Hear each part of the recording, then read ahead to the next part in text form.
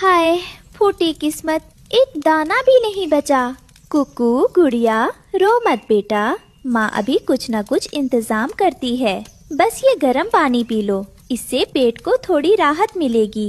मम्मा, गर्म पानी से प्यास बुझती है, भूख नहीं। मेरे पेट में चूहे कुश्ती लड़ रहे हैं। क्या आज भी हम भूखे ही सोएंगे? नहीं मेरी लाडो, तू हिम्मत रख। मैं अभी जंगल के दूसरे कोने में जाती हूँ, शायद कहीं कोई अनाज मिल जाए।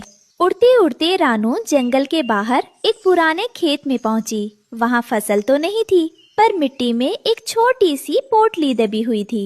अरे ये क्या है? ये तो दाने नहीं, छोटे छोटे काले बीज हैं। शायद ये मूली के बीज हैं। अगर मैं इन्हें अपने घर के पीछे वाले खेत में बो दूं, तो हमारे पास ढेर सारा खाना होगा। शुक्र है मालिक, तूने रास्ता दिखा दिया। अब मुझे बस इन बीजों को मेहनत से पालना होगा। वापस आते समय रानू का सामना कालू कौवे से हुआ, जो बड़े मजे से सूखी हड्डी चबा रहा था। कालू भाई, क्या मुझे थोड़ा सा पानी मिल सकता है? मुझे ये बीज बोने हैं। अगर फसल अच्छी हुई तो मैं आपको भी हिस्सा दूंगी। रानू, तू सच में पागल हो गई है। बीज बोएगी? इस तपती धूप में मिट्टी के नीचे तुझे सिर्फ कीड़े मिलेंगे, खाना नहीं। जा, यहाँ से जा और मुझे चैन से बैठने दे। अपना वक्त इन पत्थरों में बर्बाद मत कर। रानू ने कालू की बात पर ध्यान नहीं दिया और अपनी चोंच से सख्त मिट्टी को खोदना शुरू किया। मम्मा, क्या हम आपकी मदद करें? मिट्टी बहुत सख्त है, आपकी चोंच में दर्द हो जाएगा। हाँ बेटा, तुम छोटे छोटे कंकड़ हटाओ, हम सब मिलकर मेहनत करेंगे। याद रखना, जो मिट्टी को प्यार देता है, मिट्टी उसे कभी भूखा नहीं रहने देती। आज हम ये बीज बोएंगे और कल ये हमें फल देंगे। नदी का पानी बहुत दूर था। रानू को एक एक घूंट पानी चोंच में बाल्टी भरकर लाना पड़ रहा था। हाय, गला सूख गया है, पर मैं रुक नहीं सकती। इन नन्हे बीजों को प्यासा नहीं छोड़ सकती। अगर आज मैंने आलस किया तो कल मेरे बच्चे क्या खाएंगे? रानू बार बार उड़कर आती है और मिट्टी को गीला करती है। तभी वहाँ गोरी कौवी आई और रानू को पसीने में लथपथ देखकर मजाक उड़ाने लगी। अरे रानू, क्या तूने खेती का ठेका ले लिया है? देख, तेरे पंख कैसे गंदे हो गए हैं। सुंदर दिखना छोड़ दिया क्या? और वैसे भी मूली तो कड़वी होती है, उसे कौन खाएगा? तू बेकार में पसीना बहा रही है। गोरी बहन, भूख कड़वाहट नहीं देखती, और जब अपनी मेहनत की फसल उगती है तो वो शहद से भी मीठी लगती है। तुम बस देखती जाओ।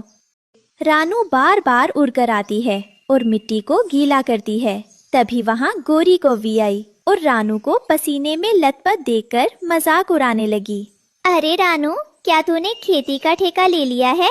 देख, तेरे पंख कैसे गंदे हो गए हैं। सुंदर दिखना छोड़ दिया क्या? और वैसे भी मूली तो कड़वी होती है, उसे कौन खाएगा? तू बेकार में पसीना बहा रही है। गोरी बहन, भूख कड़वाहट नहीं देखती, और जब अपनी मेहनत की फसल उगती है तो वो शहद से भी मीठी लगती है। तुम बस देखती जाओ।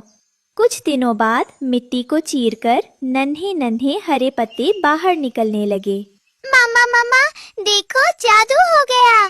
जमीन से छोटे छोटे हरे तान बाहर आ गए हैं। क्या ये हमारे लिए खाना लाए हैं? हाँ बेटा, ये हमारी मेहनत का पहला फल है। देखो, ये कितने प्यारे लग रहे हैं, पर अभी इन्हें और बड़ा होना है। हमें इनका ध्यान रखना होगा।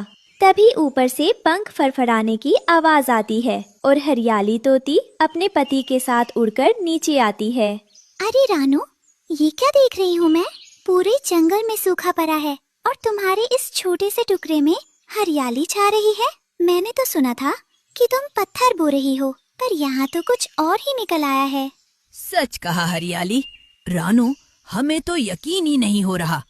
क्या ये सचमुच खाने लायक बनेंगे या बस ये बेकार की घास है जो तुमने यहाँ उगा ली है?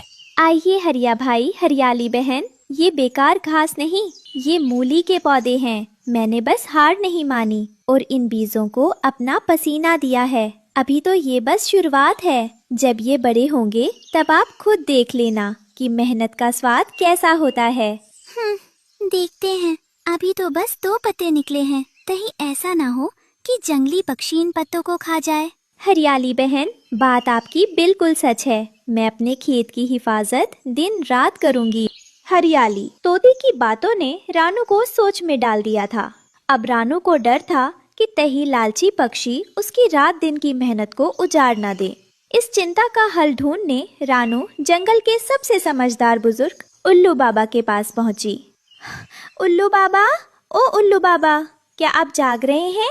मुझे आपसे एक जरूरी सलाह चाहिए। आओ रानू बेटी, तुम्हारी आवाज में घबराहट क्यों है? बाबा, पौधे तो निकल आए हैं, पर अब डर है कि कहीं पंछी या जानवर उन्हें खा ना जाए। मैं दिन भर तो पहरा दे सकती हूँ, पर रात को क्या करूँ? अपनी मेहनत को कैसे बचाऊं? बेटी, जहाँ हरियाली होती है वहाँ चोर नजरें तो आएंगी ही। तुम्हें वहाँ एक बिजूका खड़ा करना होगा। लकड़ियों का ढांचा बनाकर उसे पुराने कपड़े पहना दो और सिर पर एक मटका रख दो। उसे देखकर सबको लगेगा कि खेत का मालिक पहरा दे रहा है। वाह बाबा, क्या कमाल की तरकीब है। आपका बहुत बहुत धन्यवाद। रानू तेजी से उड़कर अपने घर पहुंचती है, जहां कुकू और गुड़िया उसका इंतजार कर रही है। कुकू, गुड़िया, जल्दी आओ। उल्लू बाबा ने एक जादुई पहरेदार का आइडिया दिया है। कुकू, तुम जल्दी से 2 मजबूत पुरानी लकड़ियां ढूंढ कर लाओ, और गुड़िया, तुम घर से वो पुराने फटे हुए कपड़े निकालो जो अब किसी काम के नहीं। जादुई पहरेदार? क्या वो हमसे बात करेगा मम्मा? नहीं बेटा, वो बोलेगा नहीं, पर चुप रहकर भी सबको डरा देगा। उसे हम बिजूका कहते हैं। अब रानू और बच्चे खेत के कोने में हैं। वे लकड़ियों को एक्स आकार में बांध रहे थे। मम्मा, मैं इसे इतना डरावना बनाऊंगा कि कोई भी पास आने की हिम्मत नहीं करेगा। यहाँ तक कि कालू चाचा भी इसे दूर से देखेंगे तो डरकर रास्ता बदल लेंगे। देखो, इसके हाथ कैसे फैले हुए हैं। मम्मा, देखो, मैंने इसे अपना पुराना लाल स्कार्फ भी पहना दिया है। अब तो ये सच में किसी भूत जैसा लग रहा। शाबाश बच्चों, अब ये बिजूका हमारे खेत की रखवाली करेगा और हम चैन से सो सकेंगे। मेहनत हमारी है और पहरा इस बिजूके का। खेत के कोने में खड़ा वो डरावना बिजूका अब रानू की उम्मीदों का रक्षक था। रानू और बच्चों ने मिलकर एक ऐसी दीवार खड़ी कर दी थी जिसे पार करना किसी भी लालची पक्षी के लिए आसान नहीं था। अगले दिन अचानक आसमान में काले बादल छा गए और जोरदार बारिश होने लगी। रानू अपने घर में बच्चों के साथ बैठी थी। हे भगवान, इतनी तेज बारिश, कहीं मेरी नन्ही मूली के पौधे बह न जाएं। मुझ बाहर जाकर उन्हें तंबू से ढकना होगा। रानू भीगते हुए अपने पौधों को बचाने के लिए उन पर तंबू बना दिया ताकि तेज हवा और पानी से नुकसान ना हो। खेत में लंबी लंबी हरी पत्तियां देखकर कालू और गोरी के मन में लालच आ गया। गोरी, रानू के खेत में तो बहुत हरियाली है। मुझे लगता है उसने नीचे कुछ कीमती छुपाया है। पर ऊपर तो सिर्फ घास जैसी पत्तियां हैं। चलो रात को जाकर देखते हैं कि आखिर मामला क्या है। अभी तो बारिश भी बहुत है। बारिश बंद हो चुकी थी। रानू और उसके बच्चे सुख की नींद सो रहे थे। तभी झाड़ियों के पीछे से 2 काली परछाइयां रेंगती हुई बाहर आईं। ये कालू और गोरी थे जो रानू की मेहनत पर हाथ साफ करने आए थे। धीरे चल गोरी, रानू की आंख खुल गई तो चोंच मार मार कर हमारा हुलिया बिगाड़ देगी। देख, कितने लंबे लंबे पत्ते हैं। जरूर नीचे कोई खजाना छुपा होगा। कालू जी, मुझे डर लग रहा है। अंधेरे में ये खेत कितना डरावना लग रहा है। और वो देखो, वो कोने में कौन खड़ा है? चांद की हल्की रोशनी बिजूके पर पड़ती है। हवा से बिजूके के फटे कपड़े हिल रहे हैं। कालू उसे देख लेता है और उसकी सिट्टी पिट्टी गुम हो जाती है। अरे अरे बाप रे, ये कौन है? इतना लंबा और डरावना। इसके तो हाथ भी फैले हुए हैं। लगता है रानू ने किसी ऊंचे राक्षस को पहरे पर बिठा दिया है। भागो कालू जी, वो हमें देख रहा है। देखो, हवा से उसके हाथ हिल रहे हैं। वो हमें बुला रहा है। ठहर गोरी, डर मत। ये हिल नहीं रहा, बस खड़ा है। शायद ये सो रहा है। हम चुपके से नीचे से पत्ते उखाड़ लेते हैं। कालू और गोरी दबे पांव बिजूके के पास से गुजरते हैं। अचानक हवा का एक तेज झोंका आता है और बिजूके का हाथ मतलब लकड़ी कालू के सिर से छू जाता है। इसने मुझे पकड़ लिया। बचाओ, भागो गोरी, राक्षस जाग गया। कालू जी, क्या उसने आपको खा लिया? क्या आप जिंदा हैं?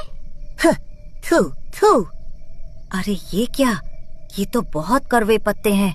हाय मेरा मुंह। रानू पागल है जो इतनी मेहनत से ये कड़वी घास उगा रही है। इसके नीचे कोई खजाना वजाना नहीं है, सिर्फ मिट्टी और ये बेकार के कड़वे पत्ते हैं। सच में? क्या ये खाने लायक नहीं है? बिल्कुल नहीं, मेरा तो गला ही जल गया।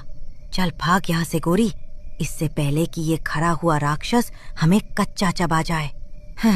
बेकार में नींद खराब हुई और मुंह का स्वाद भी बिगड़ गया। रानू तो अपनी किस्मत ही फोड़ रही है।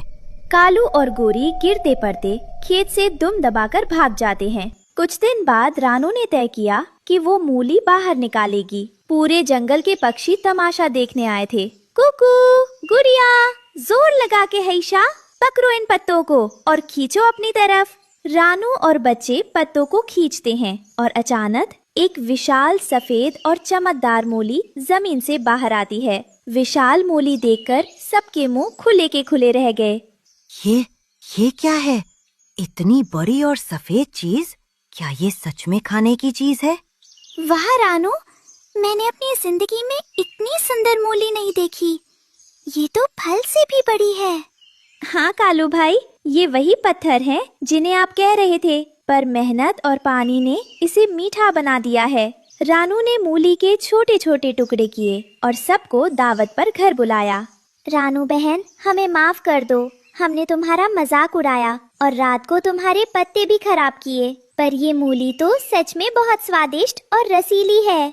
कोई बात नहीं गोरी बहन, पेट भरा हो तो गुस्सा अपने आप खत्म हो जाता है। आप सब पेट भर कर खाओ। रानू की मूली की खेती ने पूरे जंगल को एक नया रास्ता दिखाया। अब कोई भूखा नहीं रहता था। अरे बिटिया की कसम, नेकी ही असली मरहम। याद रखना बच्चों, जो जमीन की सेवा करता है, जमीन उसे कभी धोखा नहीं देती। मेहनत करो और सब्र रखो।